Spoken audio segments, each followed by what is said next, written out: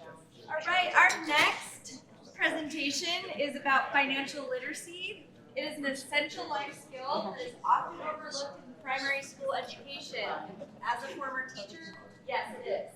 And in my home as well. Cha-Ching, a financial literacy program for students in Asia and Africa, is addressing this gap with a new game called Cha-Ching Money Adventures. And I'm going to let our presenters introduce themselves. Thanks so much. Afternoon, everyone. My name is Marc. I'm Executive Director of Prudence Foundation, which is based in Hong Kong. And it's the global foundation for Prudential PLC, which is a life insurance company. We've been around for 175 years and over 100 years in Asia. G'day. If you can't tell, I'm from Australia. I'm Damian Fontana, or Damo, and I'm the executive producer at 2moves/DEPT, and we're a digital agency, and I've been producing games for 17 years, from console to mobile to everything, and very privileged to partner with Prudence Foundation and Marc. All right, so the history behind Cha-Ching was about 2011. As a life insurance company, there was a financial crisis in 2009. There was a big blame game. There was consumer protection issues, regulation issues, public blaming companies, companies getting blamed by governments, governments blaming everyone. And we sat down and actually looked at the whole financial landscape. We weren't implicated in the financial crisis, but we believed that as a financial services company, we had a responsibility. We have operations in about 13 countries in the whole of Southeast Asia, so it's pretty much the whole of Southeast Asia, and about 8 in Africa. And we thought, okay, who does what in financial education? Are there people with solutions? Are there people we can partner with? Or who are the actors in this space? And we noticed a couple of things. Most people, like banks or financial services companies, had something on their website, but no one goes to a website to learn about financial education. So we took a completely different approach. But before that, financial education is relevant to every single person on the planet. And it's the one subject that's actually not been taught ever in any educational system. Looking at some of the stats, you've got financial inclusion growing globally, but financial literacy hasn't been in parallel with financial inclusion, and that's very dangerous. And we've seen that cyclical across financial crises. 67% of the global population is financially illiterate, and that's according to a survey that was done in 2015. Not one single, well, back in 2011, not one single educational sector or educational environment globally looked at financial education. And the last point is quite important. By 2050, 80% of all children will come from Asia and Africa. And that's going to be your growing middle class, and if they're not equipped with financial education, then we're going to go back in a cyclical problem. On top of that, finally, and recently, this is a quote from the United Nations General Secretary, the Educational Transformation Summit last year, I think it was here in New York, where finally he stood up and said, look, the educational sector is not preparing children for the tomorrow, the needs of tomorrow, and there are 3 key subjects that we need to address. STEM, financial education, and digital literacy. Anyway, rewind the clock, 2011, we looked at ourselves and we said, okay, we can do 3 things. We can look at children, we can look at adults, or we can look at old people. Now the problem with old people is you don't have a captured audience. The problem with adults is the same thing. You can create great products, but how do you get it to those people? How do you educate it and prove that it's actually making a difference? Children, on the other hand, we could get into schools, and schools are a fixed environment. So if we could create a solution or a product that we could apply into schools, we had a really good chance of actually proving a form of impact in financial education. Next question is, how on earth do you teach children financial education and make it sexy? It's probably the worst subject on the planet to teach kids. So we went to Cartoon Network in Asia, and we said, guys, you know how to make cartoons. Cartoons are cool. Kids love cartoons. What if we got together and made a cartoon around financial education? And then we flew in a wonderful woman called Dr. Alice Wilder. She won an Emmy for Blue's Clues. We said, look, you come over as a consultant, help us out. And the 3 parties got together and we created Cha-Ching. And Cha-Ching is basically funded around 4 key principles: earn, save, spend, and donate. Now, in 2011, 12, 13, we spent time building about 18 episodes that ran across Cartoon Network. They ran every day, multiple times a day, reached 81 million households. But in a way, that wasn't good enough for us because we could not prove that that was having an impact on children's financial education. So in 2016, we partnered with Junior Achievement Asia Pacific, and we said to JA, we need to base a curriculum on these cartoons. And then could we get that curriculum approved by ministries of education globally or across each of our markets, and then try and get it taught in schools by teachers to children. And teachers is imperative because it's sustainable. Now, a lot of these NGO programs are based on volunteering. You get companies that get their volunteers, they go over for a day. That's not sustainable. You cannot put in a program that can deliver impact. So for us, if we could educate all the teachers, then you've got a very sustainable model, because they can teach that program every year to every new cohort of kids. So what we've done since then is created this ecosystem. It started off with the 18 episodes Earn, Save, Spend and Donate, based around a cartoon called Cha-Ching, that follows a band of characters. They're completely universal acceptable. They're not real people. And we run this across multiple different countries in Asia and Africa, translated into 13 different languages. So all the songs are actually in every country's language. And we rolled that out across the region. Then we created the curriculum in 2016, and we started rolling that out with different ministries of education. To date now, I won't go into that yet. And then secondly, we built a website, and we put everything on that website for free. So all the cartoons are available for children on YouTube and on the website. All the materials for teachers are available on the website. And then due to COVID as well, we started creating parent activities. So if you're a parent in Asia and you want to teach your kid or engage your kid in financial education, we can download some of the activities based around the cartoons that help parents engage in that conversation. Since that journey, where are we today? We've been rolled out across 15 countries. I said to you, the cartoons already reached 81 million children every day. That's reduced because we had to switch off Japan and South Korea. So now we're reaching about 31 million children every day with the cartoons. We continue to roll that out. And the curriculum, most importantly, has been, this year we've reached 2 million children. And that's 2 million children that have been taught the curriculum in schools by teachers. So no volunteering whatsoever. We continue to grow that, and we aim to reach about 6 million children by 2025, and we're on track to do that. To prove the impact, in 2021, we hired Dr. Adele Atkinson. She was the financial education lead at the OECD. She subsequently left that. But she's an expert in financial education and impact, so we got her to do a review across the Cha-Ching ecosystem. So she took data from 200,000 children from 5 different countries and did an analysis and looked at the impact of Cha-Ching, proving that it was absolutely delivering on knowledge, behavior, and attitudes towards money management. That helps us immensely when we talk to government. So every time we go into a country, we have to get approval from the Ministry of Education. They give you the okay to downstream that into a bunch of into schools. Then we work with the local ministries of education, train the teachers, and then roll it out in the schools. Now, the one thing that was missing, before I go into that, we're very lucky. We've won quite a bit of recognition over the years, different formats, from Silver Stevies to ESG of the Year, Asia Insurance Awards, Anthem Awards, et cetera, et cetera. But the missing piece of the jigsaw puzzle for us was that bricks and mortar approach will only get us so far. How do we reach and scale to more and more children and give them access to it? And the one piece that was missing was a digital game. And putting gamification into financial education is extremely challenging. The biggest challenge is how do you prove it can deliver impact? So we got together, I'm going to introduce you to Damian in a minute, to try and create a solution towards that.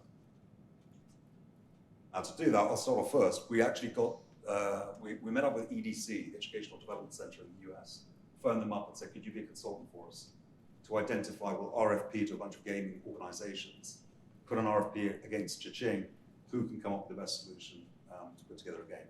And that's where we met up with Damo and 2 Moves. Thank you very much, Marc. So, why 2 Moves / DEPT? So, just a real brief introduction to 2 Moves. So, we're actually part of 2 Bulls / DEPT. We're the family division, and we concentrate on making high impact educational games or gamification and products that make good for kids, especially kids and families. 2 Bulls is a digital agency and full service digital agency, and DEPT, who we joined the DEPT family a year ago, I believe now, which is a global organisation, full digital marketing, advertising, product development, We partner with family-focused organisations, some familiar ones, especially over here. 2 Bulls actually had a New York office for many years, and formed a lot of these partnerships over that time. And since, I think, 2 years ago, the New York office has taken on its own identity and the two halls, and we'll be moving to DEPT fully this year, is based in Australia. So the challenge.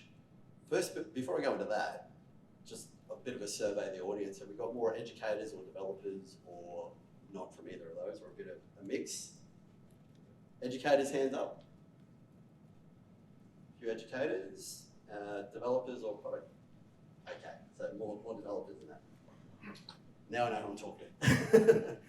So, as you know, digital products, there's a challenge just making digital products and games, full stop. What wasn't a challenge was that there was already a really strong IP, character-driven, there's narrative, there's a lot for us to work with. The challenge is, how do you make education fun and get the message across, not losing it in the fun? So there's some technical challenges. Obviously, you know, the remit was we want to reach as many children as possible. This has got to have as far impacting global reach as possible. So we didn't go for a native mobile solution. We went for a web delivered. That way we get it out there as much as possible. Any device, well, we know that's a challenge, right? We've got browser and device compatibility issues, trying to get all that. We wanted to gather some sort of data so we could track impact without reaching GDPR. We use that as a minimum standard, and we wanted a low friction barrier to entry for parents to register their children. The parents will register with an email, and then they add their children as an alias or their real name. We don't track their names. We would like to know how old the children are and if they've completed a module and how successful they were. Parents can opt in for notifications to see how well the kids are going with it, and also that opens up that conversation for the parents to engage with the children on financial literacy. Biggest challenge, educators will know, the vast difference in the age group. 7 to 12, major difference in learning ability and where they are in their development. So how do you get engagement for a 7-year-old that a 12-year-old is also going to be engaged in and maintain that engagement? We have 4 modules that are around 40 minutes each. So there's a lot of content to go through, and there's a lot of cool information in there that we want engagement with, and trying to get that broad spectrum of ages to be engaged in that was part of the challenge. Other challenges were cultural challenge. We've got to try and engage many different cultures, Sub-Saharan Africa, Southeast Asia, and without fully identifying themselves in the product, but have relevant identification of themes within that. It's not closing. Oh, it's mine. So, well, that's just a real fast forward of part of the content. So the design is around basically the band's new song's gone viral. They're about to embark on a tour. But to get on tour, they need to earn some money to buy a bus. So what we're trying to teach in the Earn module is about, yes, you can find a job that pays good money, but earning good money doesn't mean you're going to be satisfied in that work. So our plan in how we get the content across in the narrative is that one of the characters will be the main focus for that module. The supporting cast of the band will feed in information to drive decision making and educate on what's happening in the module. And then the user is allowed to experiment with what they're learning, retry. If they don't get it right the first time, there's no fail state. They can come back, play the module again, and see what they've learned. And hopefully you have have learnt more and improve.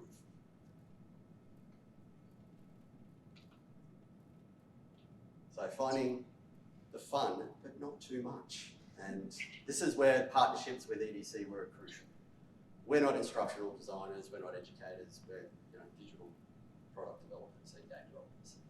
So we know how to make fun, but we can make fun, but are we also getting a message and an educational message across? We did get some feedback that one of the games is a go-kart game where you buy parts for your go-kart so you can win the race. kids loved it straight up. They wanted to play the go-karts. The way we first did it, it was more about winning the race than what they're learning about in spending on items. So we had to balance that out a bit. We did some serious focus testing with another group here in the US, the Rockman group, who would grab up to 10 children at each phase and run through all the content, give us some feedback on what was hard to understand for the ages, what resonated, what just didn't resonate. That's all well and good. Thank you. English speaking as a first language, not a problem. But our target audience, English is not their first language. So, and we're not multilingual developers. So we've had to find that sweet spot we did a massive case study in the Philippines with 600 students, all in English. It wasn't in Philippines at the time. And it was massive, really good uptake, and the feedback was amazing on what the kids thought of the game. So what else are we going through? Better hurry through. A little bit more of the content. In this module here is earning, and you pick a job and you can see the value that you're going to earn, but there's also things that you'll learn about that job that you may not like. Each of the characters have their own backstory and have likes and dislikes. So you have to take that into consideration, and your goal is to earn enough money to buy the bus to start your tour. After you complete a module, you can play a concert. And as you progress through the towns, the concerts get bigger, the venues get bigger, and at the end you play a big stadium show if you succeed with all the modules, which you have to unlock by getting at least 10 of the 12 stars.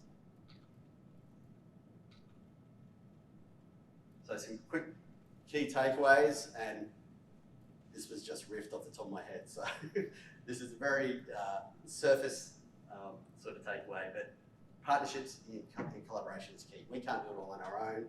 Marc and the Prudence Foundation couldn't do it on their own, but together we could make it all work. Finding that sweet spot, it's hard. Like, game development's hard. Finding that sweet spot of education and fun is achievable. It takes a lot of work, and it takes a lot of focus groups as well to help that.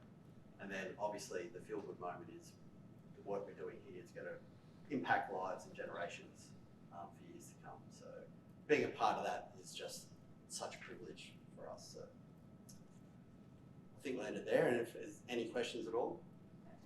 We got time for a couple of questions? Excellent. How involved were children in the development of the game? Can you talk a little bit more about that? Yeah, totally. So at Two Bulls, we have many parents. So all the way through development. So pre-production of a module, we would test that out first.